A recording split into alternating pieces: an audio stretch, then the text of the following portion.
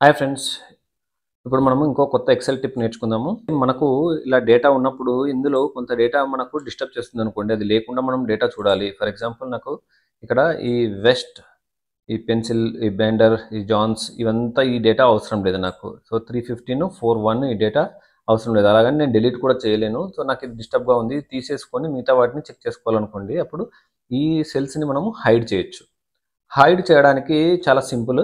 మనం ఇలా ఈ కాలమ్ ఇక్కడ 6 కనబడుతుంది కదా! 6, 7 ఇక్కడ సెలెక్ట్ చేసి కిందకి డ్రాగ్ చేసుకుంటే మనకి ఇలా ఎన్ని సెల్స్ కావాలంటే ఎన్ని రోస్ కావాలంటే అన్ని రోస్ సెలెక్ట్ చేసుకోవచ్చు. మనకు కావాల్సిన రోస్ సెలెక్ట్ చేసుకొని మనం దీనిపైన రైట్ క్లిక్ చేసి ఇక్కడ హైడ్ అని క్లిక్ చేస్తే ఆ 2 లైన్స్ హైడ్ అయిపోతాయి. అలాగని అవి కరెక్ట్ మొత్తం డిలీట్ అయిపోయినట్లు కాదు. ఇక్కడ చూడండి.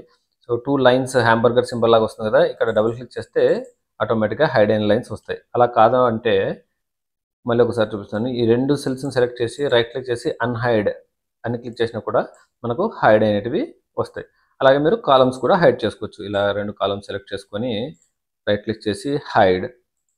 మళ్ళీ కావాలంటే సింగిల్‌గా ఇలా హాంబర్గర్ సింబల్ దగ్గర చేసుకోవచ్చు. లేదంటే 2 కాలమ్స్‌ని హైడ్ చేశాక మళ్ళీ అన్‌హైడ్ చేయాలంటే తర్వాత కాలమ్ ముందు కాలమ్ నుండి సెలెక్ట్ చేసుకొని అన్‌హైడ్. సింగిల్ కాలమ్ దగ్గర సెలెక్ట్ చేసుకొని కూడా హైడ్, లేదంటే మళ్ళీ అన్‌హైడ్ ఎలాగైనా చేసుకోవచ్చు మీరు. సో చూడండి, అన్‌హైడ్. ఈ కాలమ్‌కి అన్‌హైడ్ చూపిస్తుంది. మనం 2 సెలెక్ట్ చేస్తే దాని మధ్యలో ఉన్న కాలమ్‌కి అన్‌హైడ్ అవుతుంది. సో ఇది ఫ్రెండ్స్, మీకు నచ్చిందనుకుంటున్నాను. నచ్చితే లైక్ చేయండి, షేర్ చేయండి, నా ఛానల్‌ని సబ్స్క్రైబ్ చేసుకోండి. Thank you very much. Have a great day.